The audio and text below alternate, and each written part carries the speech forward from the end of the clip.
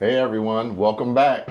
Welcome back. Long time no see. We know it's been a while. Yeah, we haven't been on a cruise or a vacation or actually posted anything in a while. So, we just recently went on a 14-day transatlantic cruise on. The Carnival Mardi Gras. So, we want to take you guys with us as we explore the ship, as we just have all the experiences.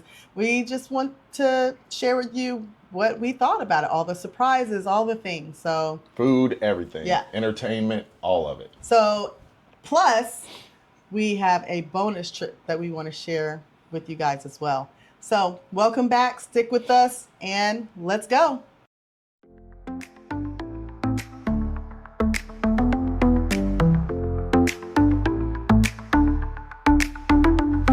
Sun is up, sky is blue, people dancing in the pool. We had a great trip. Yeah. We really enjoyed ourselves. The food was good, but there were some ups and downs. The entertainment was good, but there were some ups and downs. Yeah. But our company was great. There were 10 of us that went together, and we had a great time with them. We all hung out together. We all explored the different ports together. Just had a good time together. We booked with Navica Cruises. If you guys don't know who Navica Cruises is, obviously, it's Navica. My wife, she has a travel agency, and she does book individuals for groups, individuals, anything, not just cruises. Not just cruises. When she first came up with the name, we didn't think about, what the name should be because we loved cruising, so we call it Navica Cruises. Yeah. But she books everything. Yeah. So I think the cabin was spacious. It was plenty enough spacious. I like the layout of the bathroom. It was easy to maneuver in there and things. And sometimes you can get in these bathrooms trying to use the toilet. You got a leg up against the sink or whatever. Not in this bathroom. It was really nice. I will say the newer ships. So I think our last video that we did was on. What ship were we on our last video? Carnival Paradise. And the bathroom is bigger. The bathrooms are bigger on the older ships to me, even though it has the curtain. Yeah. But what I like about the newer ships is the shower door design. The shower door that closes it opens and like levers into the shower. So it's not encroaching into the actual bathroom itself. So the bed was very, very hard. Looks like a penguin. I am not used to Carnival's beds being hard. And I don't know if it was just if I was dehydrated, if I had, or whatever, but it seemed like that bed was just aggravating every pressure point in my body, no matter if I was on my side or my back. It was just horrible. And I could not sleep. And so I just went and asked our room steward the next morning, and his name was Riz. I asked Riz if he could get me a topper, but he said the toppers are only for the suite guests. And I was like, oh. I said, well, if you can make my bed nicer and softer by any means, I would appreciate it. And he did. He did a good job with getting the bed to be a little more softer, and I was good to go for the rest of the cruise after that. Yeah, it was a lot more comfortable after he did those things. And I had asked Riz for a fan because I have to have my fan, so we got our fan. If you think about it, the closets and the hangers, we had plenty of hangers. Plenty of hangers, although we did have our own hangers that we brought from home. Yeah, we had a few. But if you don't have enough hangers in your stateroom, you can ask your stateroom steward for the hangers, and they will bring you more hangers. Yeah. But the closet layout was really nice. It had sliders in there. It had little drawers that would slide out, so you didn't have to bend down to get in them. All you do is just pull it out to see what was in it. I like the design and the layout of the closets. It was really nice. That was good. Charging ports beside the bed was nice, so we didn't have to, we could charge our phones right beside the bed, so they're not over on the cabinet. And then if you got an alarm set, you have to get up in the morning to go get it or whatever. So we were able to just snooze right beside us. That was good. And so, I think that's about it with our cabin. But we, like she said, we were on deck 17, And being on deck 17, the Lido deck is on deck 16 and Serenity is on deck 17. So exactly where we were, if we were to come out of our room, go to the elevator area and walk up the steps, we were on the Serenity deck. Yeah. If we were to walk down the steps, we were directly on the Lido deck. So the food was super close and relaxation was super close. So that was really nice for us. Yeah, you walk down the steps and right out the doors, and you had street eats on one side, and then you had the blue iguana on the other side, and right across the Lido was the Red Frog. Red Frog? Yep, Red Frog. Yeah, pub or bar or whatever. And then if you walk right past that into the interior, there was the buffet area. Yep, or walked up the stairs and by there was by the Red Frog pub. Yeah. There was Guy's Burger Joint. Right up with and the ice cream. And the ice cream. Yeah.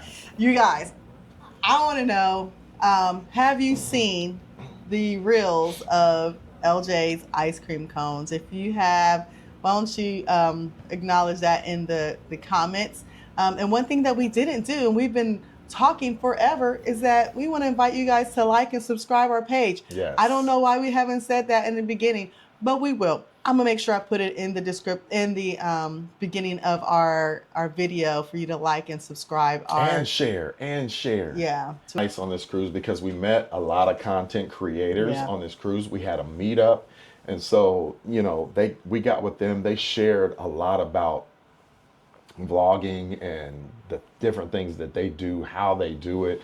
And they were just really open and honest about different things to really help us to be able to get started. And there's still a lot that we need to learn, I'm sure, because they can't give us all the information at once. Yeah, it's almost trial by fire. But but it was just a breath of fresh air to be able to meet them all and for them to be so open with us and willing to share. Yeah. And so go ahead. So we don't prolong this. We just want to shout out to those content creators that took the time to pour into us. And so that would be Zaire and Yashida from Stress Free Cruise Squad. And then we have Keisha H. Yep. Keisha H is a huge supporter of a lot of our travel vlogs. And so make sure you go and check her out. We're going to put these links in the description box so you can kind of on the page somewhere. I don't know. Yeah, we'll just put the links to the pages in there. Yeah. And then we also met Bill from Warm Strong Adventures. Yeah. And then also a couple unexpectedly that we met while we were waiting for Shebang dinner. And that was the Life in Spain at Texas GI 47 Life. So we want to just shout out to you guys. Thanks for, meeting up with us or talking to us and pouring into us. That was cool. Yeah. All right. So we're going to move on. Let's move on. Where are we going? How about we share with them how we were homeless for like a whole... Oh, Lord have mercy. That's going to be a whole nother video on its own. But yes, we were homeless for a while. So, the ship was in dry dock, right? So after it came out of dry dock, I guess they had to get systems back up and running and operating correctly. But we were locked out of our cabin for 2 days. 2 days. 2 days. We couldn't get in our cabin unless we had a room steward or someone else come and let us in. Yeah. 2 days. You're like stalking the hallway to get to... So like we would just once we got left into our room, we're like, okay, planning when we're going to go out next and making sure we have all the things we have so we could be out for a while because we knew that it would be a bear to get into our cabin. Now, keep in mind, Carnival did all that they could. They were trying to fix it. They got some of our people in our party, they got theirs fixed. One of the cabin right next to us, Dame and Natasha, they got theirs fixed pretty quickly. I don't know what they did to fix theirs, but they didn't. Natasha said that there was a white shirt that had a laptop and he did something, reprogrammed. And so I'm guessing there was a lot of cabins that needed this, not just on our deck. Yeah. So, but anyways, they got it all fixed sooner or later. People were in the guest services line trying to get their cards reprogrammed, which they did, but the cards still didn't work after they got reprogrammed. So obviously we were in the spa deck. So since we were on the spa deck, our card would not work for our room. It also did not work for us to get down to the spa. Yeah, or into the thermo suite at Yes. all. Mm-hmm. So I had to go and get extra keys for that. Otherwise, I was going to ask them to prorate me for each day that I could not access the thermo suite. Yeah, but they did. They worked hard to get. They were very patient with everybody. Some people weren't very patient with them. We were very patient with them because we know that it's, these things are sometimes out of their control, but they are working hard to get it fixed. Yeah. So I mean, that was a hiccup. I mean, there was a few different hiccups, but you have to expect that when you are dealing with a ship coming out of dry dock. You have to have a lot of patience. Things aren't always going to go smoothly. There's going to be some disorganization. You just have to be a person that can go with the flow.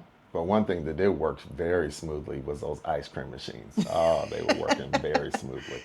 And I like that. Yeah. You got a lot of practice on making those giant cones. I did.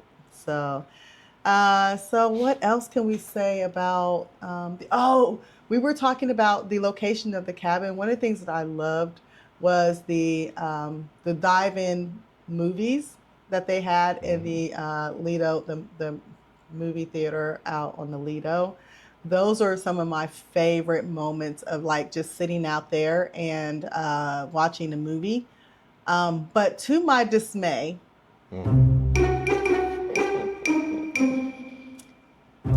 I love popcorn. I have a huge popcorn machine in my site right now that I love. I love making movie theater popcorn.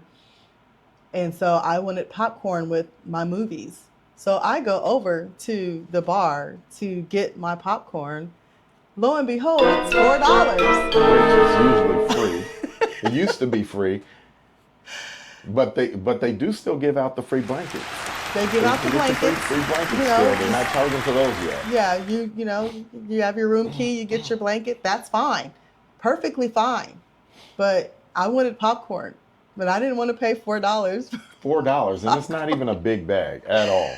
So it's not even the movie theater size bag. No, it's like a little thing paper like bag. that. Paper bag. But we went to the porch. You get your little snacks at the port, and I just brought up chips and stuff, and I was okay. Get you a little lawn chair. You get you your water, your drink, or whatever it is you want. You can bring your food over and sit there and watch a movie. We watched several movies while we're on. When you are on a cruise ship for 14 days, you get to experience everything, and you're not rushed to experience everything. Did a lot of walking. We did the obstacle course a couple of times. I almost died. I literally almost died 5 times on the obstacle course, flipping over the ropes. But and then one of our fun squad guys had to get me connected so I could do the zip line over the water. And I was already like a little apprehensive about this thing, but I was going to do it. I wasn't scared, but I was like, ugh. And so he's like, oh, I think this is how this is supposed to go. And he's yanking on all these little cords and stuff. And he's like, this is my first day. I think this is right. I think you're all set. I don't think anything is loose. And then he's like, okay, you're going to do this, this, and this. And so then when I go to run off the ledge to go out, he's like, wait, come back. And I literally had a heart attack. Yeah, he was pretty funny. He was messing with everybody, that went up through there. So and his name was Dobby. I think it was Dobby. And so Dobby. He was on the fun squad. Yeah, Wagwam, Dobby. Wagwam. Wagwam. Yeah. Anyways. Wagwam. Okay. Anyways, Dobby, I was thinking about how to get him back that whole entire cruise for what he did to me. About 3 days passed or so. She was trying to figure it out. And we were down at the center stage, and I seen him walking around, and he's got such an amazing presence. He's an awesome dancer. He's just a pretty cool guy. Yeah. And he just happened to get ready to walk past me. And I said, hey, Dobby, come here. and he didn't recognize me. And I was like, me and my husband were, just watching you, just around, walking around. You have such an amazing presence. Like, you are really good with people. And, then all of a sudden, like, I kind of noticed that your fly was undone. He jumped up like, huh, nuh-uh. And then like, he said, what? What? And he's like trying to check himself. And he said, nuh-uh. And I like kind of looked over and start grinning. He said, oh my gosh, you got me. I was like, you don't remember me, do you? And he's like, no. He's like, what do you mean? I was like, yeah, when I was up on the zip line, you told me to come back after I jumped off the ledge, and I told you I was going to get you back. He was like, oh, yeah. I was like, he said, you got me. He said, you got me. You got me good. So that was pretty fun. Like, literally, there were people on the ship who sailed over on the Mardi Gras when it was going into dry dock. And they spent time in Europe while the ship was in dry dock. Mm-hmm. And then they got back onto the Mardi Gras and came back. So you saw a lot of the staff and the fun ship, the fun team really connecting with people because they had really been on this journey together for like, I don't know, a month or two, a month and a half. Yeah. So I thought that was pretty cool to see the closeness that was happening. And we weren't there going to Barcelona on the ship, but it still felt like the team had that connection. Yeah, and everybody remembers your name. It's so crazy. Mm-hmm. Our cousin, she went and she got a sandwich one day, and she talked to the guy, told him her name, and went back a few days later, and he remembered her name and what she ordered. Yeah. I don't know how they do it. Yeah. So the staff was amazing. The stewards, the waiters. We were in the Pig and Anchor for breakfast almost every other day, and we met an amazing guy from Jamaica. Zimbabwe, and his name was Jonathan. And Jonathan was so personable, and he interacted with us. He was so nice. He took care of us. Sweetest person, engaging, and so that was really nice. And he said that he felt comfortable because our group was also the same way. We weren't just, we were personable. We were asking questions. We were connecting with them. So yeah. So that was a really, those are some of the best experiences, I think, when you can get to know some of the crew and figure out where they're from, what their stories are, and they figure it out from you too, and you can make friends with them, you know what I mean, and keep in touch with them and things like that. Like, we took a group picture with him, and he took our YouTube page, and we got his, so we can keep in contact or whatnot. So it's just really nice. Yeah. But there was a lot of places to eat on the ship. We probably, not only, 14 days is a nice amount of time to experience the ship. So like I said, we experienced the sports deck with the, all the things. We didn't get to do putt-putt, which I really want to do putt-putt. And we didn't go down the slide. Right. So even still, there was things that we did not experience while we were on that ship for all that time. But she's talking about the food and different places to eat. There's Guy's Burger Joint, like you said. There's the Blue Iguana Cantina. Then there's Street Eats. Big Chicken. Oh my gosh. I got a sandwich from Big Chicken. It was called the Shack Attack. I'm not a chicken sandwich person. No. That sandwich was delicious.